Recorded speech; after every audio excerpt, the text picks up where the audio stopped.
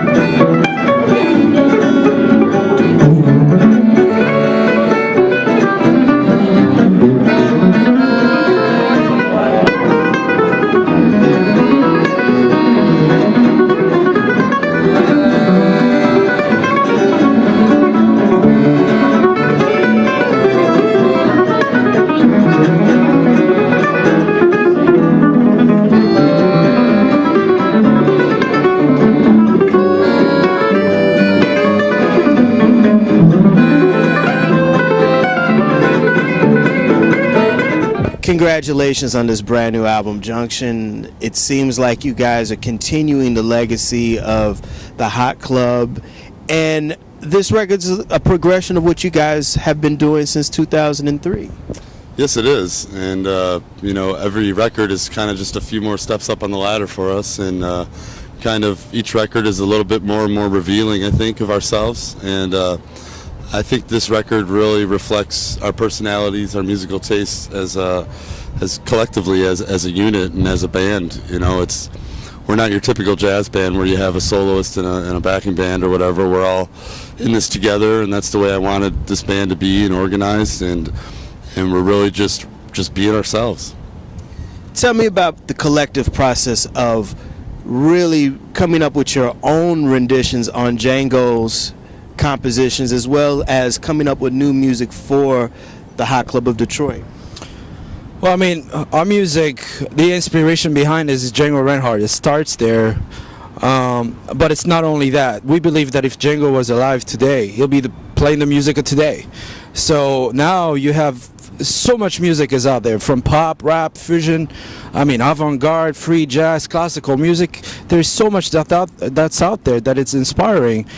And for us, we all come from different backgrounds and have different musical preferences. So one guy might be into rock, and one guy might be into avant-garde, and then, you know, like Evan said, this is a band, so it's a collective approach to the music. And so you get all sorts of blend. And you know, the album is called Junction.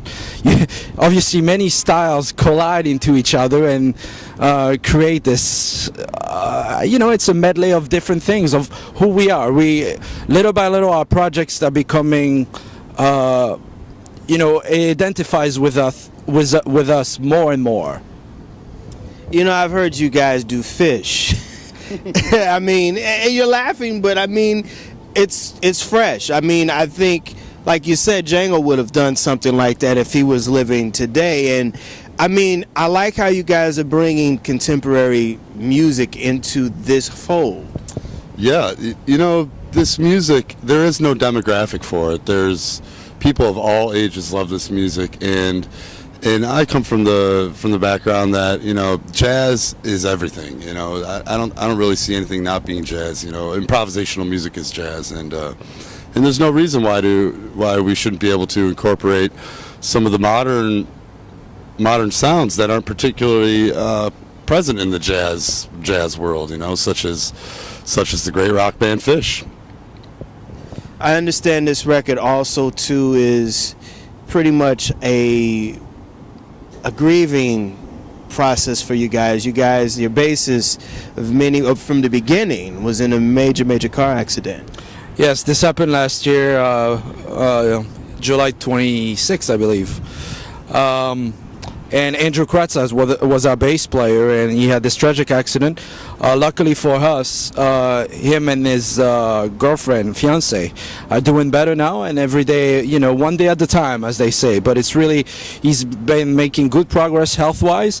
But for us, he's been in every single day and probably every single hour we think of him. And this album, Junction, is dedicated to him, just because our thoughts and prayers have been with him since that accident, just trying to support him. And we thought that the best tribute we could do was to do this musical offering and dedicate it to him, so that would be, you know, a memory set in time that we could, all of us, reflect later on when, you know, things would get better.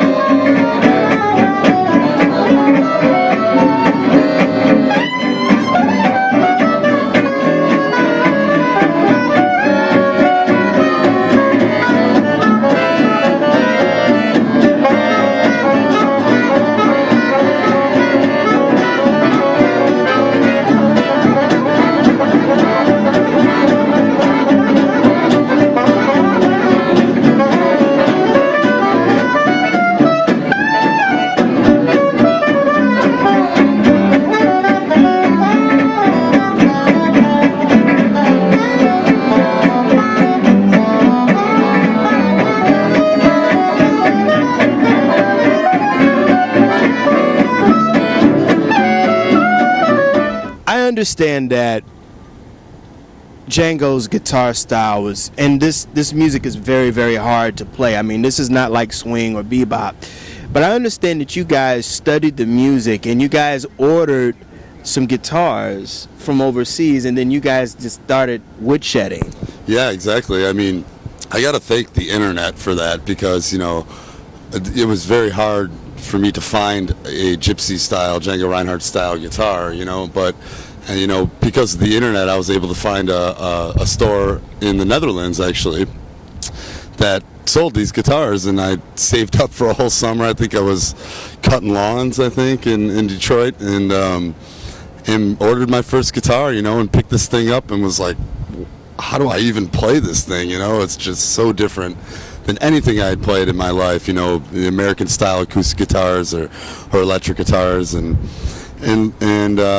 man, just YouTube and things like that on the internet, and reading articles from some of the guys I was listening to at the time, really just gave me a little kickstart there in learning how to play rhythm guitar, which is the first thing everyone who talks about learning Gypsy Jazz says you got to learn how to play the rhythm first, and so that's what I did, and I learned this style of rhythm guitar called La Pompe, that is prevalent in this style because there's no drummer, so the rhythm guitars take on all these multiple roles. So that was the first challenge for me, was learning these new chord voicings and getting my stamina up and my right hand and the right attack, all these technical things about the guitar that really got me going on that. And what about the whole adaptation? Because, I mean, like I said, this is totally different than swing and bebop. I mean, this is almost kind of like... Yeah. Oh yeah, it's a constant. I mean, the rhythm guitar is the pulse of the band, man. I mean, without that, you know, the engine is gone. Like the band, that and the bass, man, you have no band. You can be a good soloist, but without that, it can't work. But it's an interesting style, but also for us, you know, trying to now moving this music forward into the 21st century, we try to find creative ways to use that rhythm engine.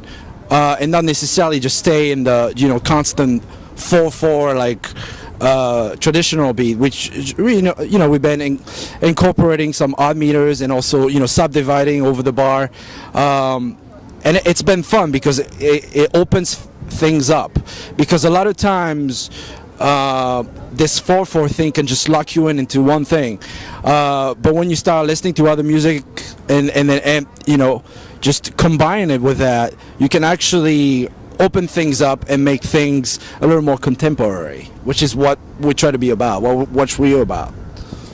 Another thing, too, that people don't understand about this music is that this hails from overseas, and this style came over to America, whereas jazz originated from here and went over there. Explain that concept. Well, it's funny to me how this whole Gypsy Jazz thing, you know, the whole title Gypsy Jazz, I don't really know what that means, and I never quite understood it, because Django Reinhardt, yeah, he was a gypsy, but he was a jazz musician. He played American jazz, American swing, and moved that style forward in his own way. You know, he's Europe's only contribution to jazz that there was. So, you know, that's the road we're following too, is the jazz road, and not this gypsy thing. People ask me a lot, you know, what was so gypsy about Django's playing? I say, not much. You know what I mean? He's really incorporating all the sounds of that were popular at the time of American jazz, through horn players and other instrumentalists, piano players, and many things.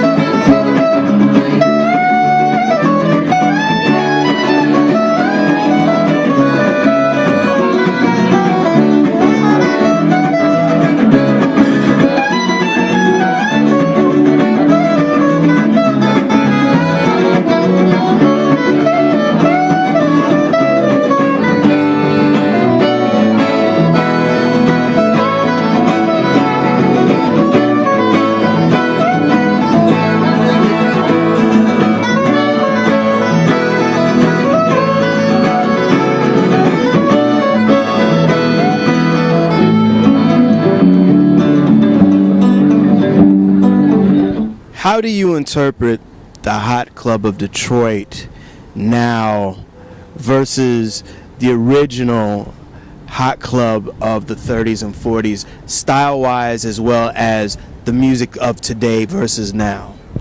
Well, you know, later in Django's career, he was advancing farther into more of the far out bebopish kind of sounds, and I had read stories where Django was really frustrated at gigs when people wanted to hear the old stuff. You know what I mean? And all he wanted to do was do his new thing. And a lot of times he was forced to re-record songs with different instrumentations later in life. And you know, I don't know if it's necessarily true or not, but I could sense a frustration with that within him, and his advancing of jazz at that time. How would you? Well, I mean, look, Django was a great jazz improviser, and he followed, even though he only lived to be 43 years old, but in 43 years of his career, well, really he started playing at probably professionally at 13 or 14. But man, you can check out how fast he was absorbing things, and how quickly he could just be on the forefront of whatever style it might have been. So he started.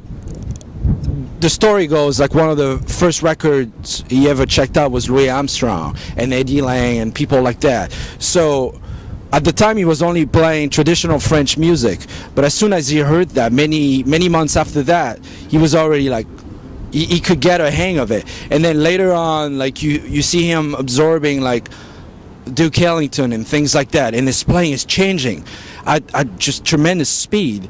And so where we come in is we believe like if Django was around today, he'd be doing the same thing that he was doing already back then. So for us, the music we listen to might range from rock to fusion to avant-garde jazz, but it's really all the same. It's music. And there's, you know, like Duke Ellington said, there's only two kinds. It's either the good or the bad music. And to me, it's like, if you really want to pay tribute to the man, just follow what he was doing. You follow the trend and the music of the day, and you just move forward with it. That's all you can do. That'll do it again for another edition of the Pace Report. I'm Brian Pace, reporting live here at the World Yacht here at Pier 81, overlooking the beautiful Hudson River here in New York City. I'd like to personally thank the organizers of the Birdland Django Reinhardt Festival, as well as the guys of the Hot Club of Detroit. As always, please visit my website, www.thepacereport.com, for my weekly column as well as my past segments. Until next time, remember, if it's in the groove, it'll make you move. Till next time, peace.